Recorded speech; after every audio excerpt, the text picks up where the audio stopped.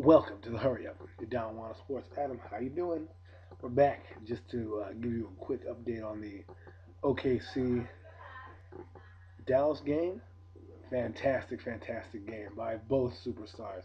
Absolutely epic battles.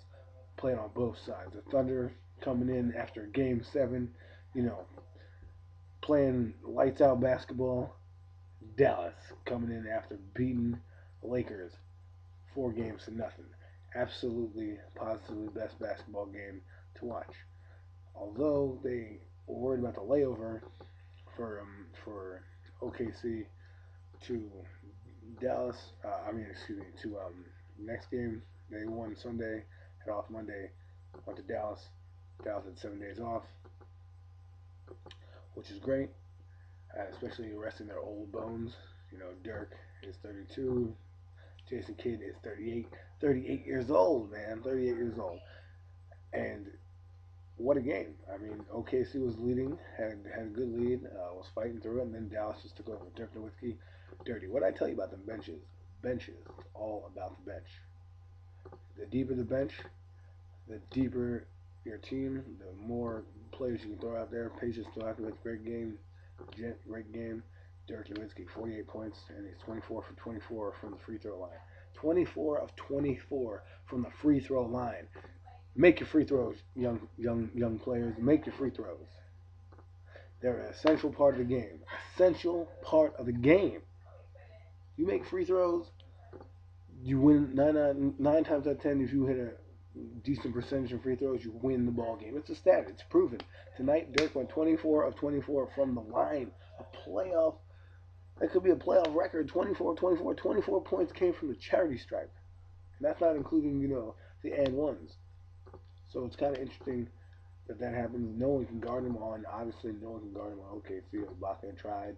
They put Nick Collison on him. No one can really body him up. And the reason is because Dirk Nowitzki is so big that when he goes up for a basket, or a shot, excuse me, when he goes up for a shot, normally you need your shoulders squared and your feet squared.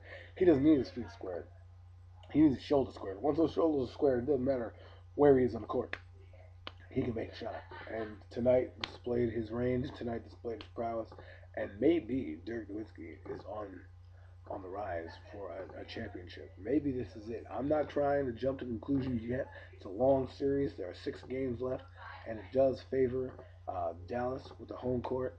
But these next 2 games are critical for both sides in the Eastern and Western Conference. We'll get into the Eastern Conference in a second, but I wanted to touch on Durant. Durant had a great game. Westbrook didn't have a good night shooting, and I told you about the benches. It doesn't matter. The the veteran presence of Dallas came to play tonight. They've already been there. They've done this before. They've been to finals. The game is not too big for them. Now I'm not saying OKC is going to lose. I'm not saying that. I'm picking them to get into the finals, but it's going to be a tough series because of the home court. And Dallas has displayed that they can go into hostile territory and win. So it will be fun to watch Game 3 when this series comes up to see how they play in OKC because that's going to be a hostile environment down there. As far as Durant goes, absolutely monster game, 40 points. It's not enough when you have Dirk Nowitzki on the other side putting in 48 for his team. So just overall, great, great basketball in general. Before we get over to the Eastern Conference, I want to congratulate the Cleveland Cavaliers for being the team with the #1 overall pick in the NBA draft. It's compliments of the LA Clippers. So I don't know who to really thank on that one. If I'm a Clipper fan, I'm hurting because I could have paired somebody up with Blake Griffin. If I'm a Cavalier fan, I'm really depressed because of what happened with the LeBron James issue. Now let's touch on that for a minute. LeBron James is on that team. They win 60 games. LeBron James is not on that team, and they are minus 40 games. Minus 40 games. Are you kidding me? One man gives you 40 plus wins? That is ridiculous. Now listen, I'm not saying I'm a huge fan of LeBron James, but I'm just saying 40 game differential is absolutely mind boggling. Cleveland, I feel your pain. Guys haven't been buckets in a long time, and I feel for the Browns. I'm pulling for them every year. not my division, so it doesn't really matter about the Browns. But I pulled for them when I was growing up. They were a decent team. As far as the Cavaliers go, they're back to normal, I guess, without LeBron James. They were bums before that. They were bums. Do you realize, Dave, that LeBron James is playing with scrubs? See, if you take away Kobe Bryant from the Lakers, they still have probably a fighting chance, a puncher's chance to get the AC in the playoffs with the rest of the roster if you take Kobe Bryant out. You take LeBron James away from the Cleveland Cavaliers, they can't even make it in the Eastern Conference, which is the worst conference. It's ridiculous. It shows you the power of one man had on this team and how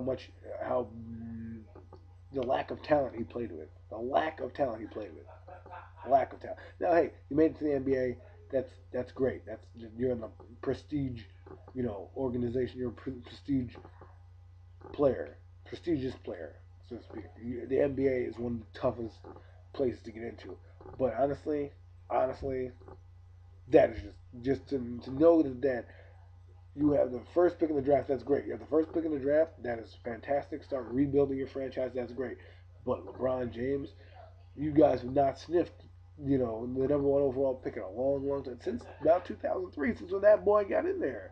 So it's kind of funny. Now you can actually build a team instead of building it around one guy. You can build a team and learn how to correctly put things together. Bring in free agency.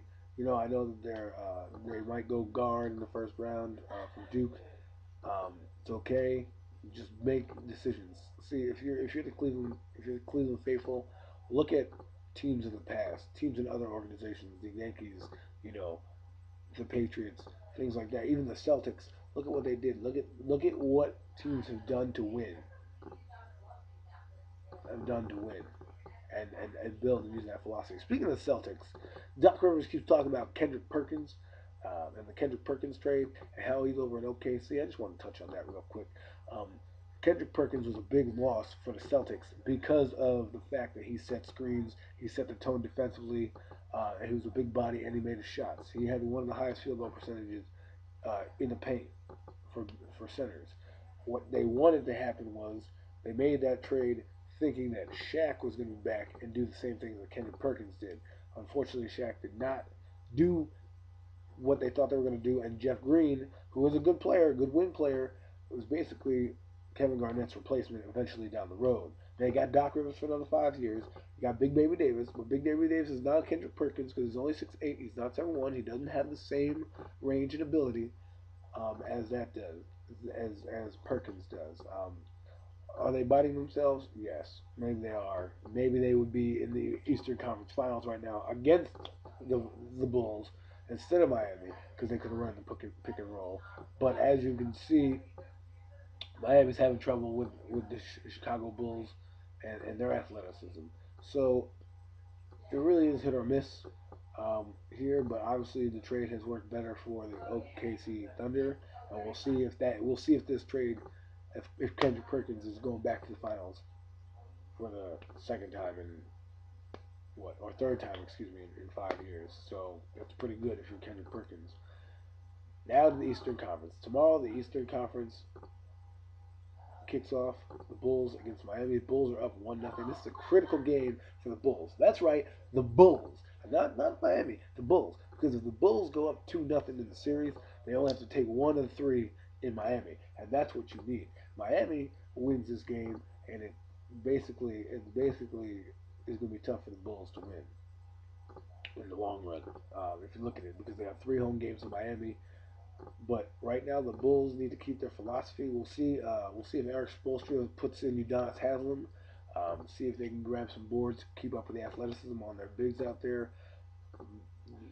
Did I mention that the Bulls won without Derrick Rose having a fantastic game?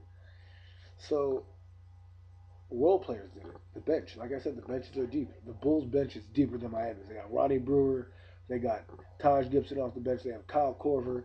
The list goes. They have Watson. The list goes on and on. The Bulls' bench outplayed Miami. Period. It's plain and simple.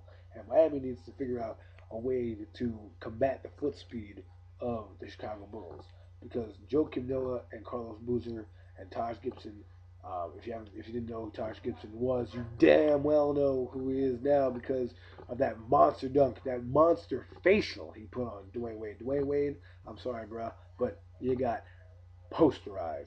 Now, that's straight silly posterized, man. Woo, whoo, whoo, man. I have to wipe my brow on that one because man, that dunk is just fire. That dunk is just fire, son. He made two of those dunks, and the man barely plays. He's only 25, but I'm going off on a rant right now. But what I'm saying is, Miami, you got to come with it. You got to come correct. You got to come big. You got to come ready to play. You got to figure out a way to beat the Bulls and their foot speed because their bigs are faster than your bigs, and obviously you guys are not doing a good job.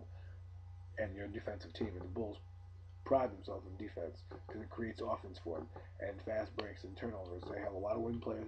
The reason their guys can run is so they can throw the ball up and dunk with Noah and Boozer. So look out for that. It should be a fun game. We'll see how Miami responds. Their big three had okay nights. They weren't by the nights that we have come accustomed to watching. They weren't great nights. They were pedestrian, for lack of a better term. But check it out, Miami, the Bulls, game two. I'm calling it right now. Critical for the Bulls, not Miami. Critical for the Bulls, not Miami, because you play 3 straight games in Miami when you go back there. So just check it out. All right. Yeah, great games tonight. As far as the NFL labor situation goes, just touch on that. It's not that good, folks. It's looking kind of bleak. They are meeting again in June 7th after they have a court hearing. So maybe we'll get a deal done then. That's the last possible time I think you have to really get a deal done, to really get some free agency, and really get the start of training camp kicked off. Well, folks, that's it. I'm out of time. I got to go. I got to get out of this place. But you stay tuned. We're gonna have another update tomorrow regarding the Bulls and Miami. Should be fun. Let's go.